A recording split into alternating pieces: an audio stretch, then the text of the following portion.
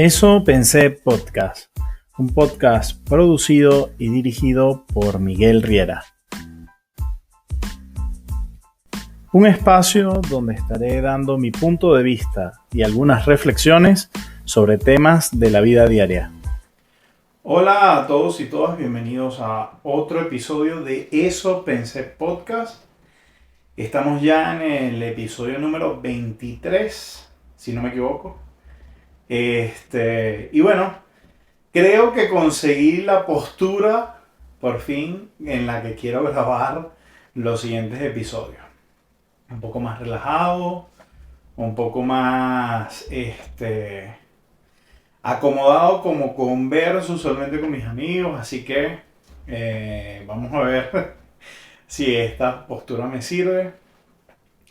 Bueno, en el episodio anterior hablé mucho de cómo me sentía, de dónde estaba arrancando el año, de lo que pasó en el 2022, de cómo está arrancando el 2023. Y hoy quiero centrarme en un tema un poco más específico, ¿ok? No sé si lo he hablado ya en el podcast y no sé si ustedes lo saben, los que me escuchan, pero la mayoría sí, porque son amigos o familia. Pero mi abuela materna es hija de inmigrantes. O sea, todo esto que está pasando conmigo en este momento, siento que es una historia que se repite 3 generaciones después. Mi bisabuelo, según lo que nos cuentan y según lo que sé, llegó proveniente del Líbano al puerto de La Guaira en Venezuela y de ahí se fueron al estado Lara, a un pueblo que se llama Guarico, y de ahí bueno, se casó con mi bisabuela y de ahí nació mi abuela materna y de ahí nació mi mamá, y entonces quiere decir que de una u otra manera soy descendiente de inmigrantes y algo en mí es libanés.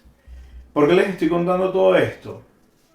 Porque de un tiempo para acá, me imagino que por mi misma situación de migrante y por mi misma realidad de exiliado y todo eso, quise conocer un poco más de la historia de mi familia, y algo pasó que me interesé en querer conocer un poco más mis raíces, en cómo habían llegado, y bueno, me he dado cuenta que para ese entonces, pues en Venezuela era muy común recibir migrantes, ya sea de Italia, de España, de países árabes. Eh, es muy raro, y sí, ahorita que lo digo, recuerdo que sí lo hablé en un episodio, pero es muy raro que en Venezuela no conozcamos a un portugués, que no conozcamos a un español, que no conozcamos a un italiano. Y a nosotros se nos hacía de cierta manera común, porque realmente era parte de la cotidianidad de Venezuela. Eh, Uno, por lo menos me pasa a mí en México, que uno suele a comer y quiere comer comida venezolana, y uno la consigue comida venezolana en Ciudad de México, incluso en nuestro restaurante con una sazón muy parecida a la que había en Venezuela. Pero uno aquí en México quiere comer comida italiana y cuesta conseguir un restaurante realmente italiano, como los que había en Venezuela. O una buena paella española, o panadería portugués. No es tan común conseguir esos rasgos aquí en México. Realmente el por qué no lo sé. No sé, porque México también es un país que ha recibido mucho extranjero, pero es una realidad. O sea, aquí se ve mucha comida francesa, por ejemplo. Pero la realidad es que México, tal vez por su gran gastronomía, termina absorbiendo estos rasgos de comida o de cultura de los extranjeros y los termina mexicanizando. En Venezuela no era así, en Venezuela era como si se fueran fusionando las culturas y uno podía decir que en Venezuela se comían los mejores chaguarmas. Aquí la versión del chaguarma se volvió un taco y se le llama taco árabe. Eh, entonces son cosas que me llaman la atención.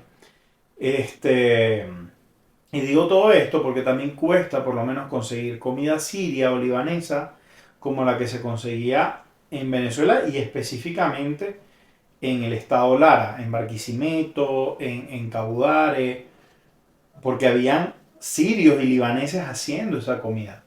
En mi casa por lo menos, y no soy amante, lo tengo que reconocer, de la comida árabe, se hacía mucho kipe, tanto frito como horneado, se hacía tabule, se hacía falafel, se hacían rollitos de repollo. Recuerdo amigos que compartieron conmigo en grupos católicos o en la universidad, que su familia también era descendiente de sirio o de libanés. Y aquí uno de mis grandes amigos, Zacarías Zafra, me comenta que él también es descendiente de libanés. Entonces, pues todo esto hizo que yo quisiera acercarme un poco más a la cultura, pero me ha costado mucho porque la migración libanés de aquí de México, aparentemente, o según lo que tengo entendido, es una migración que llegó hace tiempo y que se estabilizó y que hoy eh, son un pueblo o una comunidad próspera. Por lo menos Carlos Slim, tengo entendido que es descendiente de libanés. Carlos Slim, que es el hombre más rico, creo yo, de Latinoamérica, por lo menos de México. Entonces, entiendo que no es una comunidad tan abierta o no es una comunidad, una diáspora que esté como muy abierta a recibir a un extranjero sin unas raíces ya prolongadas dentro de México. En medio de todo esto yo dije, bueno, aquí hay un centro libanés, aquí hay una embajada libanesa y empecé a averiguar cómo hacer, realmente no por el interés del pasaporte, aunque sería buenísimo, porque bueno, todos conocemos la realidad de Venezuela. Empecé a buscar cómo establecer una relación con la embajada para ver si podía optar por la nacionalidad. Eh, y bueno, lo primero que hicimos fue intentar que mi mamá se nacionalizara, pero nos encontramos una sorpresa que no sé si es una mala interpretación de nosotros, no sé por qué es así, no sé si es un tema cultural, me imagino que sí, al ser un país árabe ya más o menos conocemos cómo es el tema, aunque el Líbano, por lo que he visto, leído y lo poco que conozco, como que es uno de los países menos islámicos de los países árabes. Más bien tuvo mucha influencia católica, me imagino que en algún momento fueron colonia española o realmente eso lo desconozco, me toca investigar un poco más. Pero por alguna razón uno de los requisitos para poder optar a la nacionalidad libanesa es que tu descendencia tiene que venir de un hombre. Y en el caso, como les decía, mi bisabuelo libanés tuvo mi abuela materna y mi abuela materna pues tuvo mi mamá y yo vengo de ahí. Entonces, eso hace que nosotros no seamos candidatos por sucesión a la nacionalidad. Me llamó mucho la atención, pero eso no ha hecho que yo deje de querer saber un poco más de mis antepasados. Y siento en este punto, y es por eso que estoy hablando de eso en este episodio, que algo así tenemos el riesgo de que pase con nuestros hijos y con nuestra diáspora venezolana. Hoy yo veo mis sobrinas, veo a mi hijo, veo a las hijas de mis amigos y me doy cuenta cómo los niños, como van creciendo en una cultura, van adoptando muchos rasgos culturales de la cultura donde viven. O sea, por lo menos mis sobrinas comen nopal, que es una comida bastante común aquí en México, pero que de todos los conocidos que tengo no conozco ninguno que lo coma. Venezolanos, pues. Comen dulces o frutas con chamoy, que es como un picante en polvo que se le ponen las cosas. Comen arroz rojo, que es como un arroz hecho para los guisados aquí en México. Y mi hijo, pues, por lo que tengo entendido, pasa lo mismo. Ya lo estoy escuchando con un acento chileno. Y mis sobrinas también, con mucho acento mexicano. Pero más allá de que ellos vayan adoptando la cultura que por supuesto va a pasar en el país donde están, siento que hay ciertas tradiciones que ellos no van a absorber por ósmosis como nosotros lo hicimos. Por ejemplo, yo me sé muchas canciones del folclore venezolano, el tamonangue, el golpe tocuyano, el joropo, las gaitas. Por supuesto, las gaitas es algo que más escuchan ellos porque pues están en nuestra celebración navideña. Pero por lo menos escuchar a un Aquiles Báez, escuchar Carota Ñemi Tajá, escuchar a Soledad Bravo, escuchar tambor, son cosas que nosotros dábamos por hechas en Venezuela, pero que no necesariamente nuestras generaciones las van a aprender y tal vez se van a ir perdiendo en un limbo de identidad o desidentidad en el exilio. Yo hoy, por ejemplo, no sé qué música escuchaba mi bisabuelo, no sé qué comida era la que más le gustaba, porque uno conoce la comida libanesa, pero uno no sabe si habían platillos más sencillos de la cotidianidad. No sé si él comía arepa o prefería el pan. No sé si el pan árabe que nosotros conocemos realmente es como se come en el Líbano o es una versión adaptada a muchos cambios que es lo que hoy nos llega. No conozco muchas cosas de mi abuelo, no sé qué acento hablaba o dialecto o jamás escuché en la casa hablar libanés, no sé si se habla libanés o es árabe. Eh, y eso simplemente se fue perdiendo. No sé si fue porque no se preguntaba o no sé si fue porque no se hablaba mucho de eso. No sé si la tristeza del exilio hizo que mi abuelo, mi bisabuelo no hablara de eso. Hoy hay un grupo muy llamativo que se llama Los Saldivias, que lo lleva un señor que se llama Antonio Saldivia, que se ha encargado como de recopilar ciertas memorias, ciertas biografías de esos primeros migrantes libaneses que llegaron a Venezuela. Y me ha gustado mucho formar parte de ese grupo porque de una u otra manera pues voy aprendiendo cosas que no sabía o redescubriendo cosas que escuché en mi casa pero que quedan documentadas para que no se pierdan. Hay gente como Zacarías Zafra y como otros autores que se han encargado como de hacer ciertos este, recorridos y ciertas eh, recopilaciones de lo que ha sido la migración venezolana. Porque este momento que estamos viviendo es histórico. La verdad es que aunque está quedando mucha gente en Venezuela, y Venezuela de una u otra manera está encontrando cierta, si se puede decir, cierta normalidad entre la gente que está viviendo allá y que se ha ido adaptando a la crisis o a la realidad que les ha tocado vivir, estamos muchos otros afuera que vamos perdiendo identidad. Eh, por lo menos esta temporada de béisbol ha sido una de las temporadas donde he estado como más al pendiente de lo que está pasando en Venezuela con la pelota venezolana. Pero hablábamos en estos días aquí en la casa, estábamos viendo un juego y decíamos, coño, se extraña ir a un juego en el estadio. Y eso es algo que tal vez no lo vamos a hacer a corto plazo o tal vez nunca muchos. Entonces, Que nuestros hijos no sepan lo que es estar en el ambiente del estadio de béisbol, que no sepan lo que es comerse un pincho o escuchar la voz de Gregorio Valle, son cosas muy llamativas porque, insisto, son cosas que uno daba por hecho cuando uno vivía en Venezuela.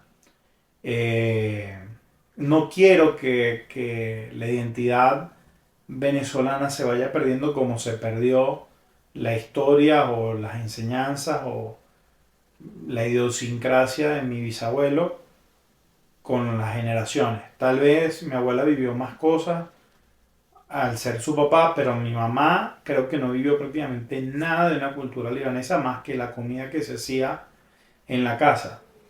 Y me llama la atención cómo se va borrando la cultura por la adoptación, por la adopción de otra, que me parece muy natural.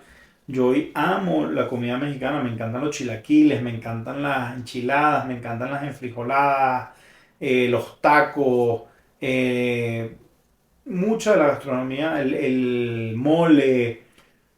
En estos días probamos con una familia que tenemos aquí tortas de bacalao a la vizcaína, que es una comida muy navideña de aquí de México, pero que realmente llegó de España.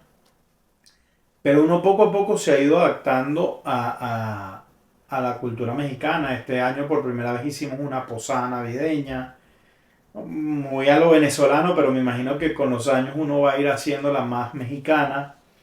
Este, Tengo muchas ganas de conocer y recorrer las distintas ciudades y pueblos de México, pero tengo miedo de que con los años me vaya pareciendo más a un mexicano sin lograr serlo y me vaya diferenciando más de un venezolano sin dejar de serlo. Porque bueno, la realidad es que hay muchas cosas que detesto yo de nuestra idiosincrasia y que lo hablaba en el episodio pasado, ese vivismo criollo, el malandraje, la cultura de que tienes que estar mosca porque si no te joden, todo eso me causa bastante molestia de la cultura venezolana, pero por otro lado hay cosas que me encantan la forma como hablamos, la forma como nuestro humor, nuestra forma de expresar cariño, que coño, por más que sean similares a las de otras culturas, a la misma vez son tan distintas. Yo estuve hace unos meses, si mal no recuerdo, en agosto o septiembre, en Colombia y fui a Cartagena y fui a San Andrés. Y aunque sí somos pueblos muy parecidos, y por momentos decía, coño, esto sabe a Venezuela, habían cosas del colombiano que yo decía, coño, esto no es Venezuela.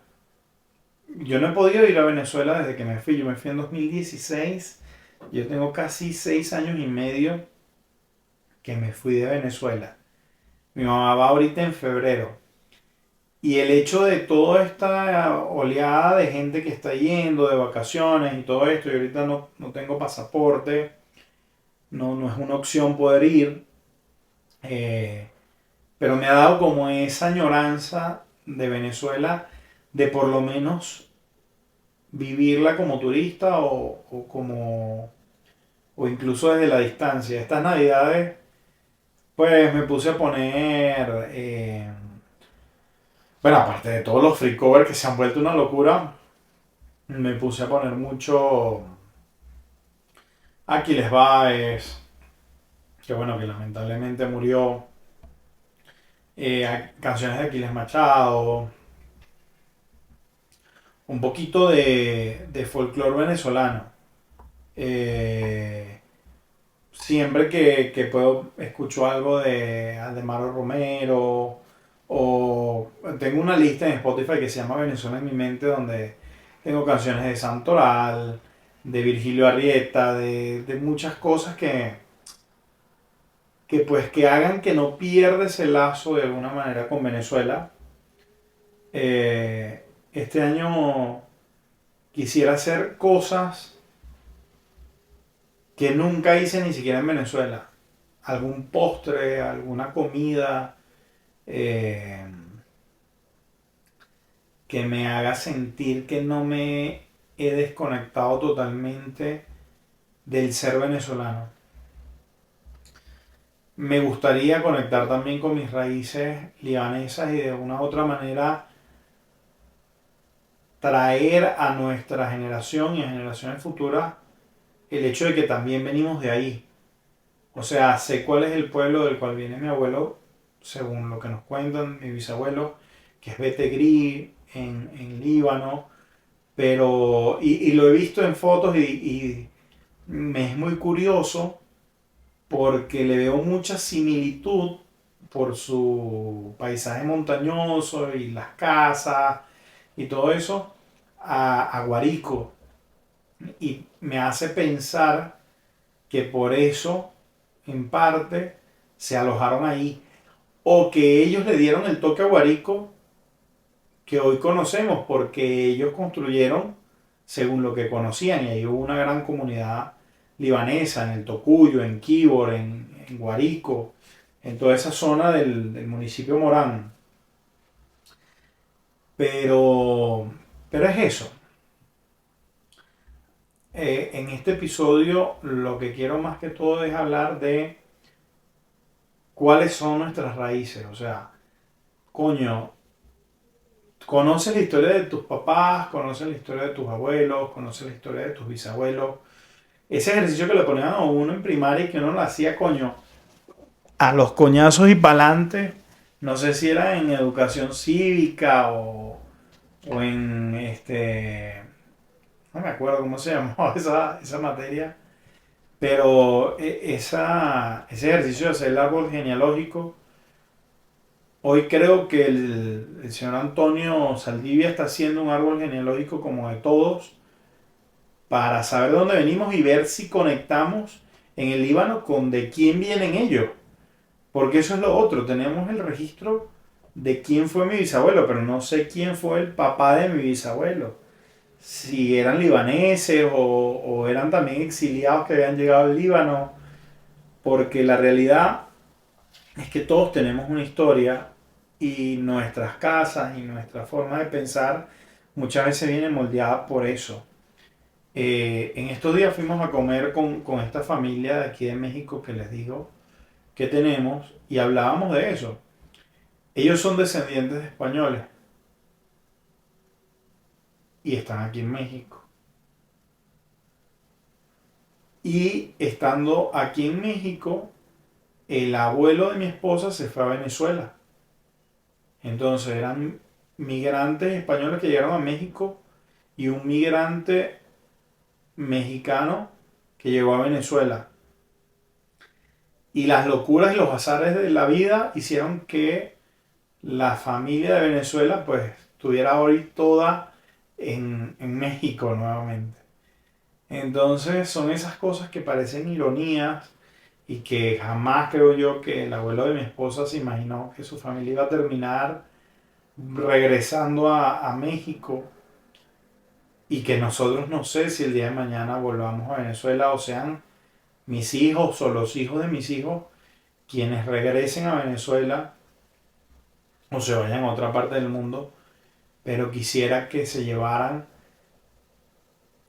el conocimiento de dónde vienen, de qué los formó, de cómo está formada nuestra familia, nuestra esencia, porque siento que eso compone también la identidad de una persona. Hay mucha gente ahorita haciéndose estos estudios genéticos para ver cuáles son sus porcentajes, que si son, tienen genes africanos, genes europeos, genes de prehispánicos de nuestros indígenas, eh, árabes, americanos, no sé, o sea, me gustaría, y creo que lo he dicho en este podcast, que me gustaría hacerme ese estudio porque quiero ver de qué están compuestos mis genes, cuál es mi historia, porque conozco mucho más de la historia del lado de mi mamá que de mi papá. La realidad es que de mi papá conozco que son del obelisco y más nada. No sé si más arriba vienen de otro sitio o de qué otras partes de Venezuela vienen. Eh, y así se va perdiendo la historia y así se va perdiendo nuestra identidad y así se va perdiendo en el tiempo muchas cosas. Siento que no tienes que ser un prócer de un país, ni tienes que ser una figura reconocida o para que te interesen ese tipo de cosas y vayas más atrás o más adelante. Y no se trata tampoco de como muchas personas buscan ese tipo de cosas por intereses económicos o legales, como pasaportes o herencias. Bueno, si en ese escudriñar pues te consigues con algo así, pues excelente, pero con el simple hecho de darle a tu linaje y a tu familia esas historias, siento que es suficiente herencia. Porque la herencia no es solamente monetaria, es también, coño, no sé, por lo menos en estos días me comentaba este Antonio Saldivia, el que creó el grupo este de los Saldivias de Venezuela, que mi tío Nasif, hermano de mi abuela, como que era el fundador de la primera escuela de Guarisco. Yo eso no lo sabía, no sé si en verdad era así y como que alguien fue gobernador, el primer gobernador o el primer alcalde. Entonces yo digo, coño, ¿cómo pasan este tipo de cosas y uno no sabe? O sea, no sabe si su familia fue, coño, el pionero en algo o el primer graduando de la promoción de ingenieros civiles o el primer, no sé, sabrá mi hijo que yo fui la tercera promoción de la licenciatura en desarrollo humano, no sé. Bueno, tal vez si ve el podcast lo sabrá. Este, y que su familia tal vez tiene algún gen libanés porque su papá es bisnieto de un libanés. No sé, bueno, si ve el podcast lo sabrá. Pero siento que hay cosas que hay que documentar. Así como me parece hermoso, y yo tengo un disco duro donde tengo todas las fotos desde pequeño de mi hijo que he podido recolectar y fotos de mi historia de mi esposa y fotos con mi familia y fotos con mis amigos y las voy guardando en un disco duro porque digo, sí, esa foto hoy tal vez estorba en el celular y la borraría y lo que sea, pero veo fotos de hace 5 años, de hace 7 años y digo, mierda, o sea, qué impresionante estos registros y estas historias y me hacen recordar momentos muy bonitos y me hacen recordar momentos muy dolorosos. Tengo imágenes de cuando mi abuelo estaba ya deteriorado por su enfermedad pero también siento que son registros que quiero tener porque fueron cosas que viví y que a mí me ha pasado y también creo que lo he hablado aquí en el podcast, no sé qué tanto me he enfocado en eso, tal vez eso es para otro episodio, pero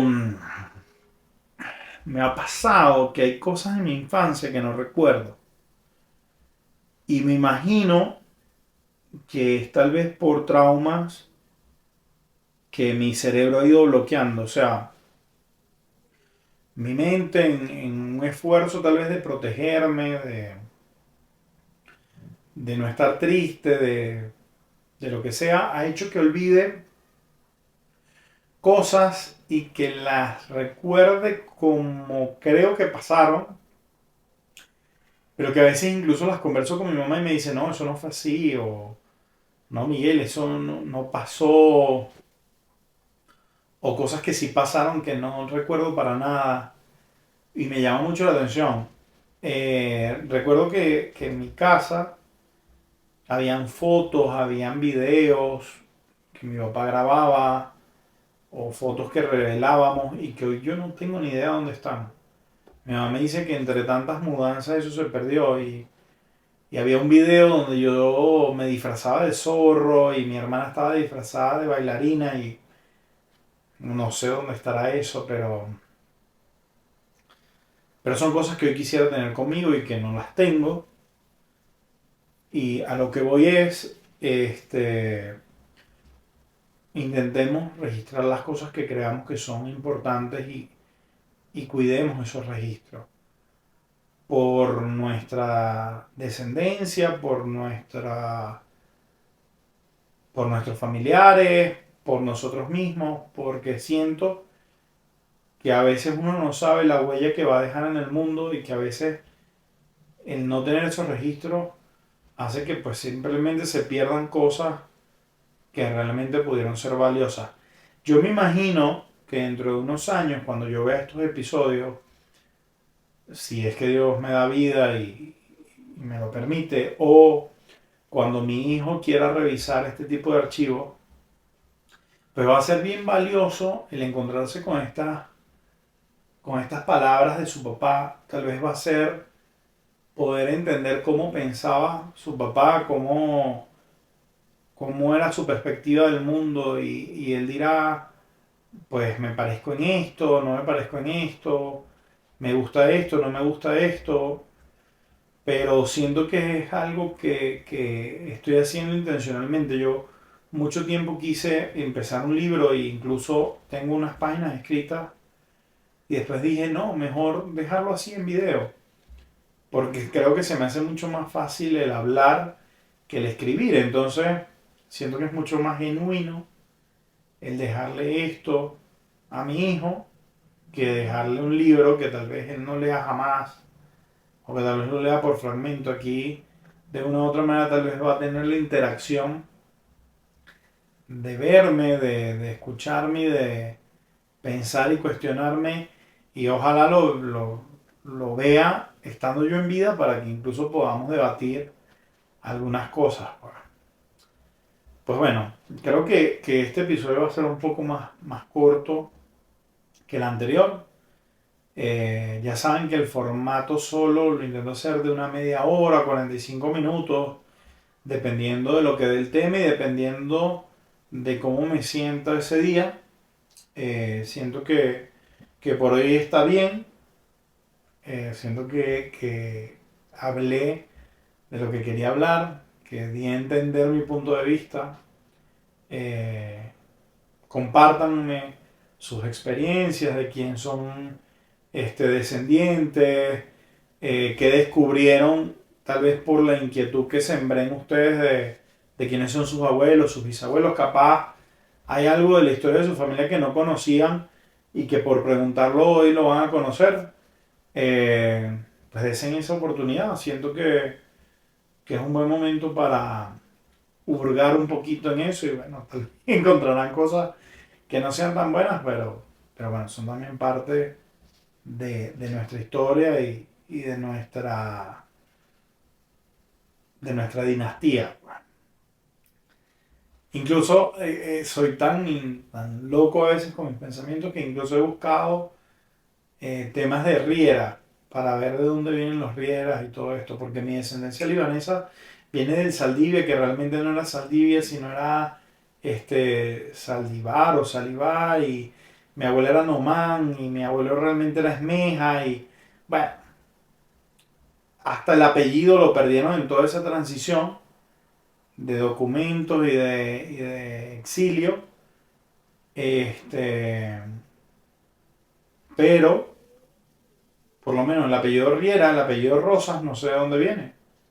No sé de dónde viene la herencia de ese apellido realmente. Entonces, bueno, siento que como les digo, es un ejercicio interesante que podemos hacer.